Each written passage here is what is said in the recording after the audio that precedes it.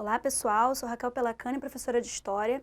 A gente hoje vai dar continuidade às nossas aulas, ainda no contexto de História Geral. Na semana passada a gente falou sobre a Era Napoleônica, e a partir de hoje a gente vai lidar com as consequências dessa Era Napoleônica, sobretudo na América, tá? Hoje especificamente a gente vai falar da América Espanhola, certo? E na semana que vem a gente vai falar da situação da América Portuguesa, que tem a ver inclusive com o processo de independência do Brasil. Como a gente aqui está falando de América Espanhola, a gente vai perceber que a situação que o Napoleão Bonaparte provocou vai interferir no processo de independência da América Espanhola também, tá? Então a gente vai falar sobre isso e a gente vai perceber que esse processo de independência é, sobretudo, um movimento iluminista, ok? Então, assim, todas as independências que surgem lá no século XIX, elas têm a ver com o iluminismo, porque o iluminismo é a negação de todo tipo de ausência de liberdade, né?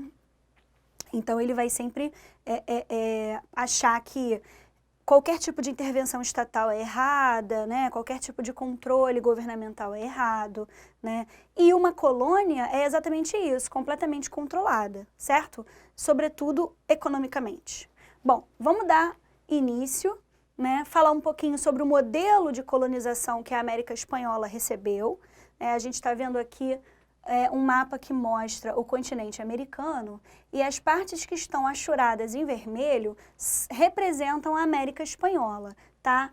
Tanto aqui na América Central, América do Sul, a gente percebe aqui o Brasil, ó, sem o Acre ainda, sem algumas regiões daqui do Sul, Centro-Oeste também, ainda era um pouco diferente.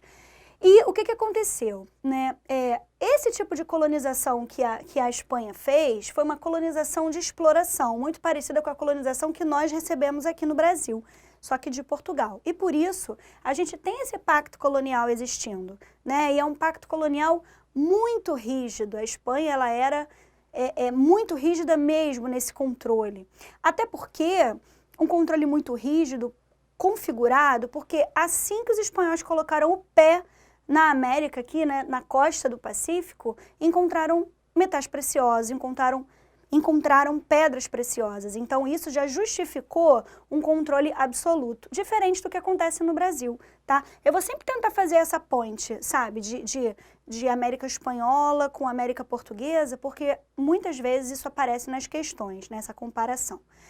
Quando Portugal chega aqui no Brasil, já na América, na costa atlântica, Portugal não se depara com ouro ou pedras preciosas ou qualquer outro tipo de metal precioso, Então aquilo já configurou um certo distanciamento da metrópole para com a sua colônia, o que não aconteceu com a América Espanhola, certo? A mão de obra utilizada majoritariamente era mão de obra indígena, tudo bem? Não era mão de obra africana. A mão de obra africana, ela existia nos locais onde os indígenas, africana que eu digo é escravizada, tá? Nos locais onde os indígenas haviam sido dizimados, tá? Porém, a mão de obra utilizada largamente era mão de obra indígena e não é considerada escrava, tá? A gente tem aqui o tipo de aliás, os dois tipos de exploração, que é a mita, e a encomenda. A gente vai falar sobre isso agora, olha só. Isso aqui vai se parecer muito com um modelo de exploração de mão de obra lá da Idade Média, onde você tem um feudo, você permite que o camponês viva dentro do seu feudo e, em troca, o camponês vai trabalhar para você.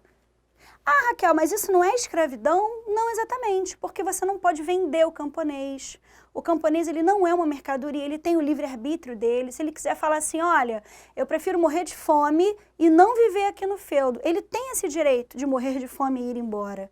Coisa que com os escravos não existia, E aí, esse tipo de exploração já existia lá na Europa, na Idade Média, já tinha um bom tempo. E a Espanha trouxe esse modelo aqui para o Brasil, não, desculpa, aqui para a América, E esse modelo espanhol era a encomenda, Para vocês decorarem, porque um vai ser indígena e o outro vai ser espanhol, tá? Assim, para vocês decorarem, é só vocês perceberem a etimologia da palavra.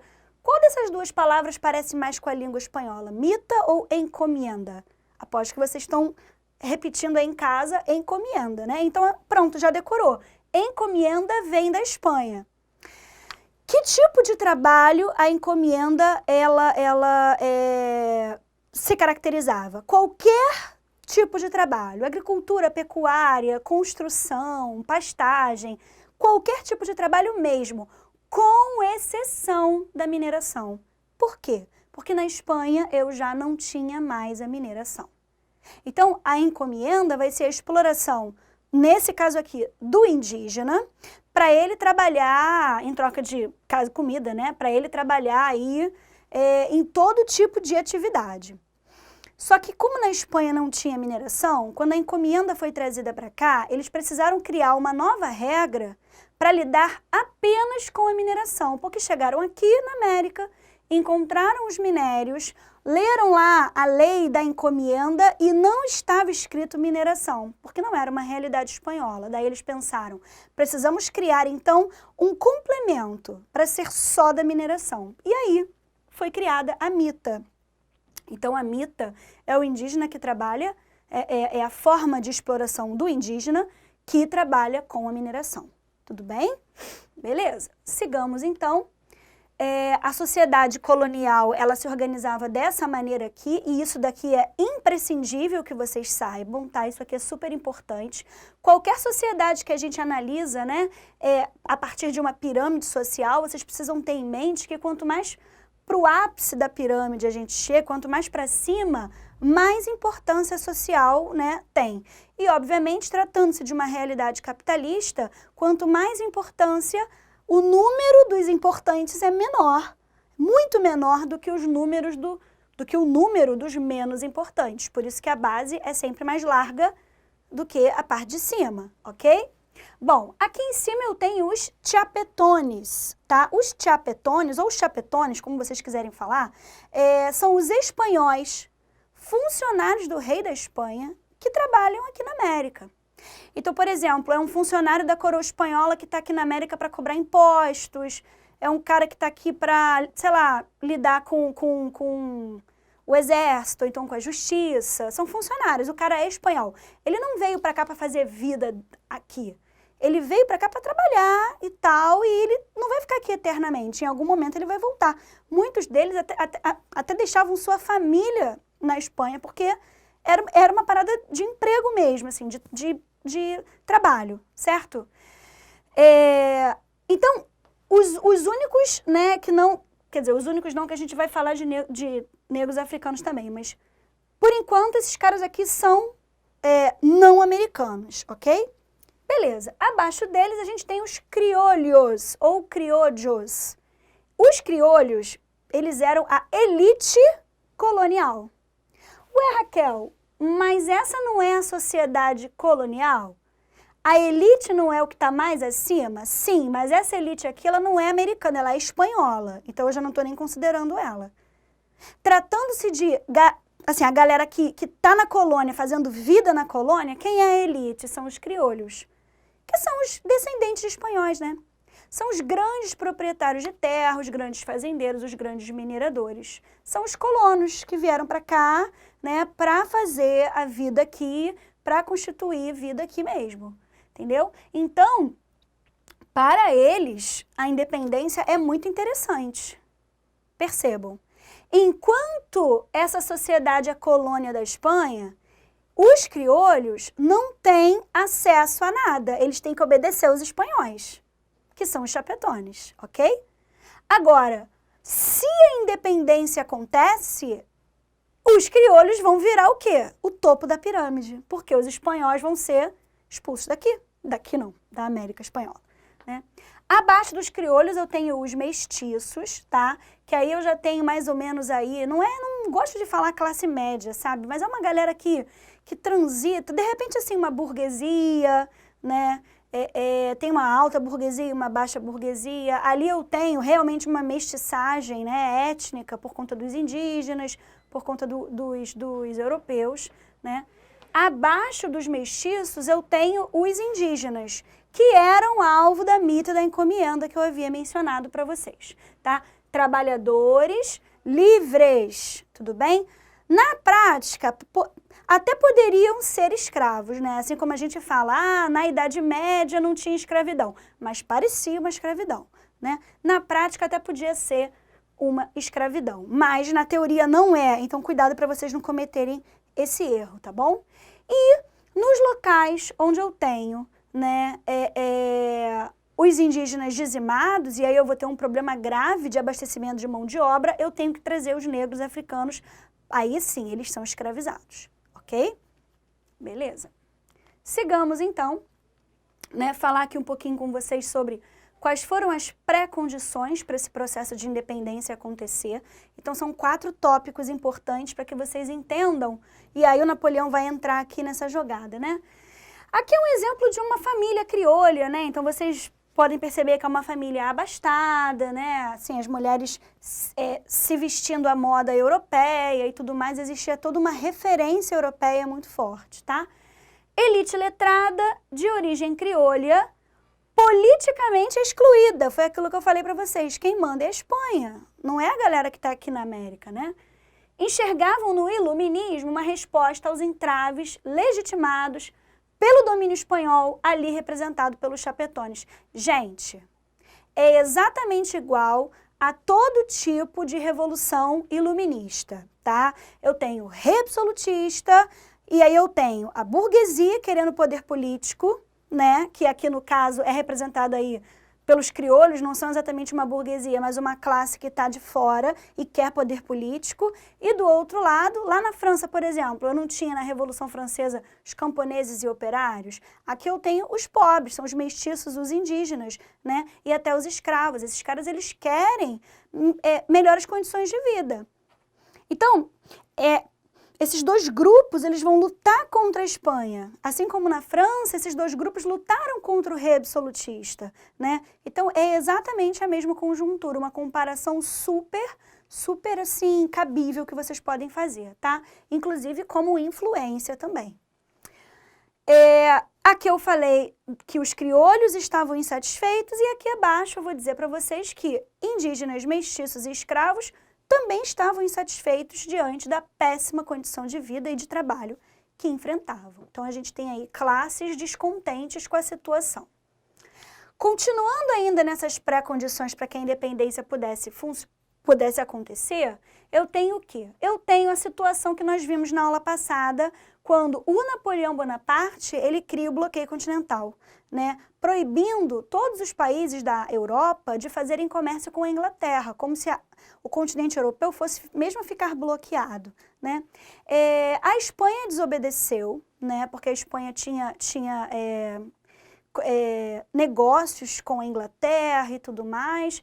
A Espanha desobedece, Napoleão Bonaparte invade o território espanhol e coloca... Aí o rei espanhol, que era o Fernando VII, foge, né? E Napoleão coloca o irmão dele, o José Bonaparte, em seu lugar.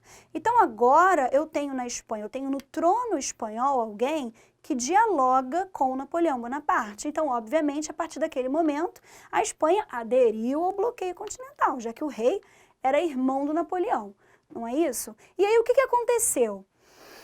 A autoridade do governo sobre as colônias ficou desestabilizada, porque o objetivo do novo rei da Espanha, do José Bonaparte, não era ficar de olho nas colônias, era governar para melhor atender o irmão na Europa, que era o Napoleão, né? Então, aqui na América, as colônias começaram a contar com uma certa liberdade, com uma certa autonomia, né?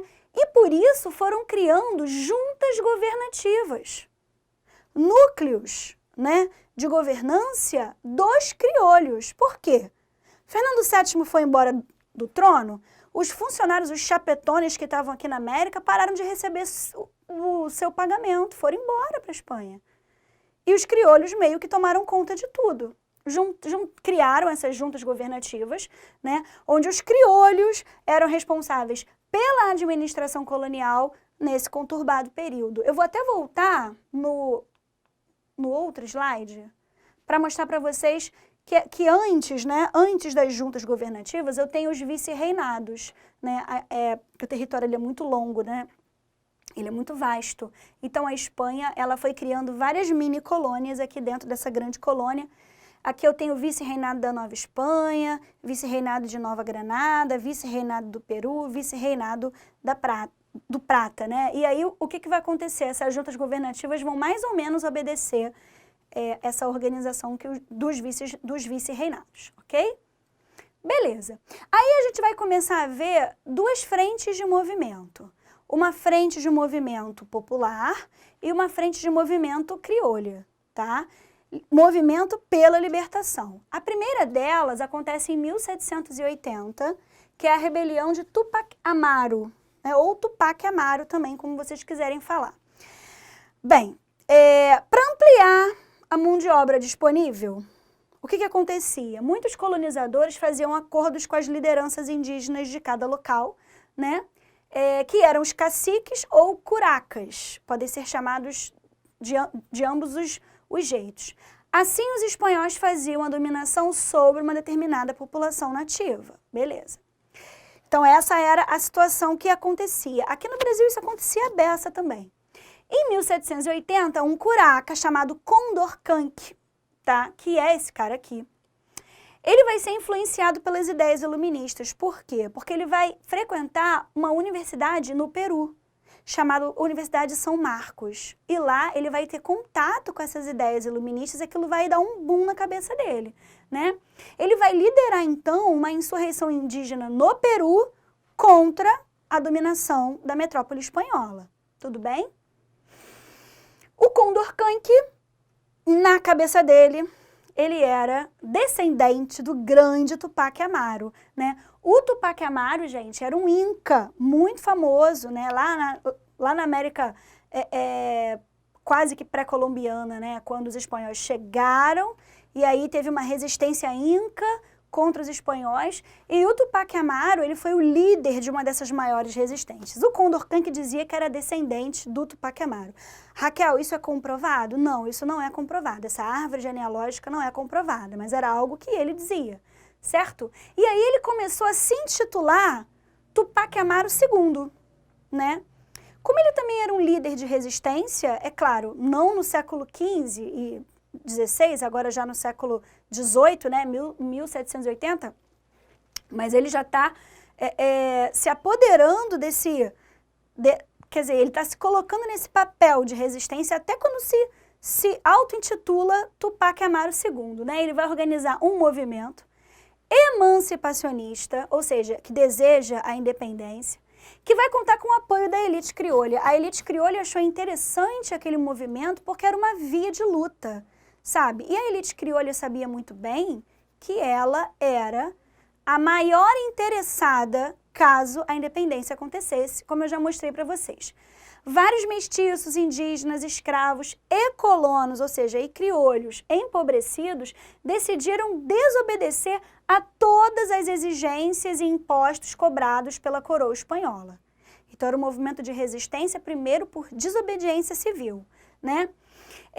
Só que o Tupac Amaru, ele tem origem muito, quer dizer, o Tupac Amaru II, o Condorcanqui, né? Tem origem humilde.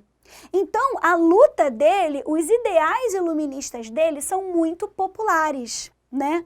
E isso começou a não representar os interesses da elite criolha. Então, a elite criolha acabou se distanciando desse movimento de resistência, né? E aí o movimento acabou se desintegrando, perdendo as forças, afinal de contas é a elite criolha que tem o capital, né? Que tem uma força maior de representatividade. O Tupac Amaru II foi preso, teve a sua língua cortada e seu corpo arrastado por uma tropa de cavalos, né? O que a gente chama de morte exemplar. Vamos dar exemplo aqui para quem faz esse tipo de coisa, tudo bem? Contra a coroa espanhola. Beleza. Nós temos aqui, inclusive, uma tela, né, que representa aí a morte de Condorcanqui, Tupac Amaru II. Um aninho depois, a gente tem um movimento parecido, chamado Movimento Comuneiro, tá? De 1781. Esse movimento ele foi organizado pelos colonos, né, do vice-reinado de Nova Granada, que eu até mostrei para vocês, Que lugar é esse hoje? Equador, Colômbia, Venezuela e Panamá, que tentou dar fim à dominação espanhola naquela região, e foi um movimento liderado pelos criolhos, né, inicialmente, pelas camadas populares posteriormente, tá? Então, assim como o movimento de Tupac Amaru, aqui no movimento comuneiro você também tem o diálogo das classes sociais em algum momento de resistência. Os revoltosos criaram uma junta de governo chamada El Común, os comuns, por isso o nome do movimento, comuneiro, né? Entre esses comuneiros, a gente tinha um grande criolho, líder, chamado Juan Francisco de Berbeo, tá? E paralelamente, a gente também vai ter um mestiço líder, que é o José Antônio de Galán. Então, tanto o Berbeo, criolho, quanto o Galán, que era mestiço, eles eram líderes desse movimento, cada um levando aí a sua galera, né? Beleza. Eles estavam lutando, obviamente, o que eu já até mencionei anteriormente, né? Contra a opressão da coroa espanhola, queriam a independência. Show. E aí, na continuação, igualzinho aconteceu lá no movimento de Tupac Amaru, o teor popular, o caráter popular foi se tornando cada vez mais forte. Até porque os pobres são maioria, né? E eles são mais radicais porque eles precisam de mudanças mais estruturais, mais radicais para que os seus objetivos sejam alcançados, né? A adesão dos populares foi maciça, né? E os criolhos se afastaram do movimento. Mesma história, gente. Só que aqui a gente teve uma parada assim, um teor de crueldade um pouco mais elevado do que no movimento de Tupac Amaru, né? Quando os criolhos se afastaram, eles não só se afastaram, né? O Berbeo, ele passou a apoiar a elite espanhola e delatou todo o movimento, né? O Galán, então, foi preso, no ano seguinte foi condenado à forca, os membros foram esquartejados e expostos nos principais focos da revolta. Mais um exemplo de morte exemplar. Essa tela aqui mostra, inclusive, né, o Berbeo contando ali no ouvidinho da autoridade, né, espanhola, e o Galán e os seus demais companheiros sendo presos naquele momento ali. Então, a gente percebe que tem um início de tentativa, ainda no século XVIII, de uma luta pela independência, né? Só que vai ter uma hora que a Espanha vai mudar de postura, né? O Napoleão Bonaparte vai ser preso, né? O irmão dele vai sair do trono espanhol, e aí o que vai acontecer? Né?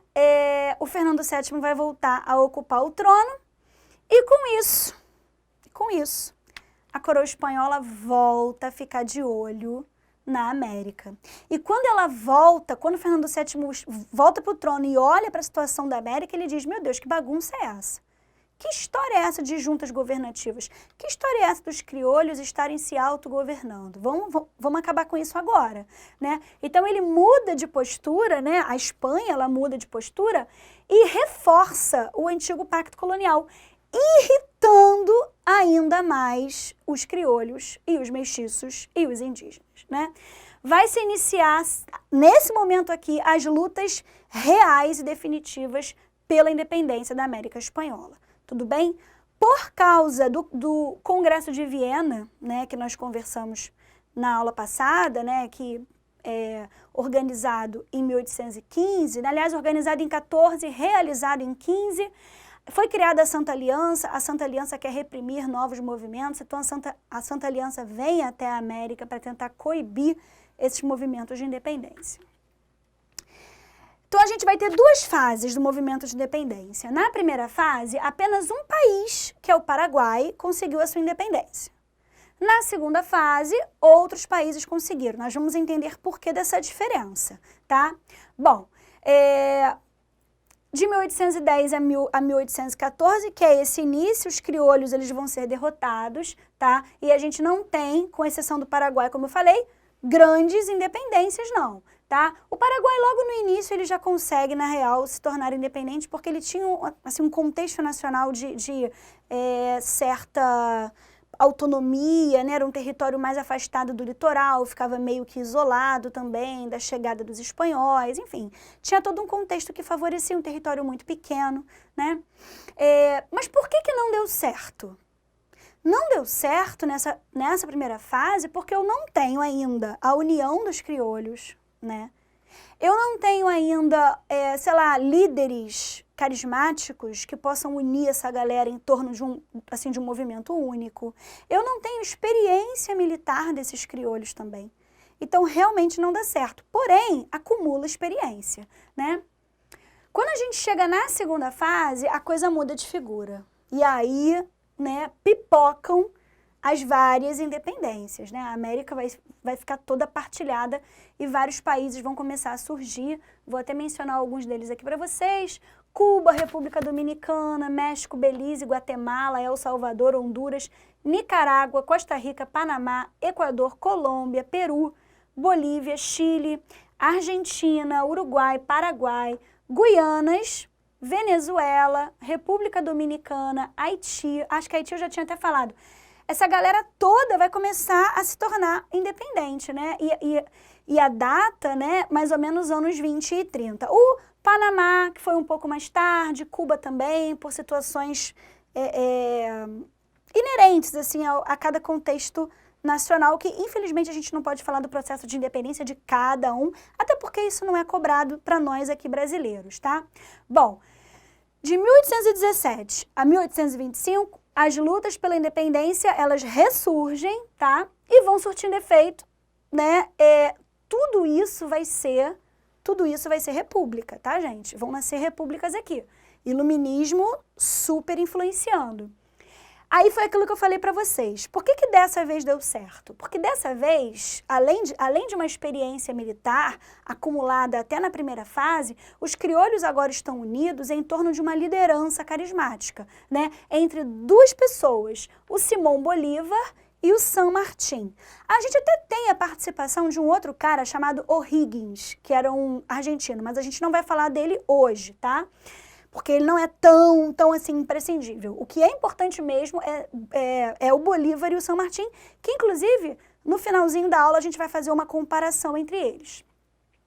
Um outro reforço para que essa independência acontecesse, para que essa conquista acontecesse, foi o apoio financeiro da Inglaterra e dos Estados Unidos. Aí vocês vão me perguntar por quê. O que a Inglaterra e Estados Unidos vão ganhar com a independência da América Espanhola? Gente, o pacto colonial, isso aí, o Adriano já até respondeu, o pacto colonial vai acabar. Então, ó, olha o mercado consumidor aqui, absurdo, né? Como eram colônias de exploração, ninguém aqui tem indústria, sabe? Tá todo mundo muito suscetível a ser explorado nesse momento, né? Então, chega Inglaterra, chega Estados Unidos já com as suas indústrias e, pô, lotam de mercadorias. E aí, é claro, inicia-se um novo momento de dependência, né? Não é mais uma colônia assim, formal, mas acaba virando um modelo de colonização econômica informal. Tudo bem? Mas foi bacana porque o auxílio da Inglaterra e dos Estados Unidos também foi determinante. Auxílio, assim, através de verba, né? Através de armamento, soldados e tal. E agora, chegando ao fim da nossa aula, né? É o fim da nossa aula? Acho que sim, acho que é o último slide. A gente vai ter a diferença aqui clássica, isso aqui é importante, sobretudo para o pessoal do pré-vestibular, tá? E o pessoal da SpaceX também. Eu já vi uma questão uma vez, mas a UESC gosta mais. Eu tenho Bolívar e eu tenho San Martín. Grande diferença entre eles. Bolívar, militar e político da Venezuela, certo? San Martín, general, também era militar, argentino, certo? Os dois participaram do processo de independência, cada um num determinado local. O Bolívar, né, ele influenciou a independência da Colômbia, inclusive ele morou muito tempo na Colômbia, em Cartagena, apesar dele ser venezuelano. Da Colômbia, da Bolívia, que deu esse nome em homenagem a ele, Equador, Venezuela, Panamá e Peru. Esse cara aqui, ele é o quê? Ele é republicano. E ele vai defender um negócio super importante chamado panamericanismo. O que é isso? Por ele ser republicano, por ele ser muito iluminista, né, ele tem esse apelo mais assim popular, e ele era bem nacionalista, ele dizia o seguinte, olha, a única forma da América não ficar dependendo economicamente da Europa e dos Estados Unidos é a América inteira se unir e virar um país só. Inclusive o Brasil. Inclusive o Brasil. Né? E nessa época eu tenho Dom Pedro I aqui. Tu acha que ele ia abrir mão? Claro que não. Mas a ideia do pan-americanismo, a união de todos os países da América Latina. Segundo ele, só dessa forma surgiria na América uma nação forte para enfrentar a dominação estrangeira. Tudo bem? É claro que essa ideia do pan-americanismo foi imediatamente rechaçada por todos os criolhos, porque cada criolho quer ficar de olho no seu pedacinho e não quer perder a autoridade sobre pedaço nenhum, afinal de contas a luta foi por isso, né? Já o San Martín, vocês vão ficar com raivinha dele, tá? O San Martín, ele atua nos processos de independência da Argentina, do Chile e do Peru, então ele teve uma atuação assim, menor se comparado ao Bolívar. Ele não é republicano, ele é monarquista, tá, gente? Ele é monarquista e ele acreditava que aqui na América não tinha ninguém intelectualmente capaz de governar esses países. Olha que cara bacana, gente boa, né? O que o San Martín vai dizer? Olha, príncipes europeus precisam vir para cá governar esses países independentes que estão surgindo. É claro que essa ideia do San Martín também foi rechaçada pela elite crioula que queria estar no poder. Tudo bem? Bem, muito importante essa comparação que nós fizemos agora. E para a gente terminar, agora sim, a última slide, eu sabia que não era. A gente tem as consequências para esses países que estão surgindo, né? Esses países que estão surgindo, eles vão surgir em que conjuntura, em que situação? Os criolhos vão ascender socialmente nessas ex-colônias, vão conquistar liberdade econômica, que vai favorecer financeiramente e politicamente essa aristocracia, que é a aristocracia criolha, né? É a elite criolha. Vai ser criada uma dependência econômica com relação à Inglaterra, que eu havia mencionado, tá? Que vai ser a maior potência aí do século XIX. Estados Unidos também, mas Inglaterra muito mais. A independência política não significou a diminuição das desigualdades e das injustiças sociais, porque os crioulos eles não estão preocupados com isso, tá? De repente, se a independência tivesse sido conquistada lá pelo Tupac Amaru ou pelo Galã, aí ok, de repente a gente poderia ter um caráter mais social. Mas aqui não, aqui a gente está vendo se configurar um capitalismo liberal burguês. Então a gente tem diferença social sim, tá? Pobreza e miséria continuam como realidade para grande parte da população. A gente sabe que os países da América Latina até hoje são muito prejudicados financeiramente. Foi instalado um sistema republicano, tá? Em que através de eleições as elites se perpetuavam no poder, porque a gente tinha muita fraude eleitoral, muito parecido com o que vai acontecer aqui no Brasil na República Velha. Estados Unidos, isso aqui é importante, tá? Começam a exigir o distanciamento dos europeus. Sabe aquela doutrina Monroe, América para os americanos? Os Estados Unidos estão começando a ficar com um pouco de ranço, por quê? Olha, eu sou um país americano, essa galera está aqui na América, nada mais justo eu dominar economicamente. Por que o cara tem que vir lá da Europa para dominar? Então começa a surgir esse conflito de ideias aí, tá? Isso vai favorecer aos Estados Unidos muito mais fortemente após a Primeira Guerra Mundial, que vai ser daqui a pouco, né? E, sobretudo, durante a Guerra Fria. Tudo bem? Queridos, então é isso. Sobre a América Espanhola, sobre a independência da América Espanhola, tá?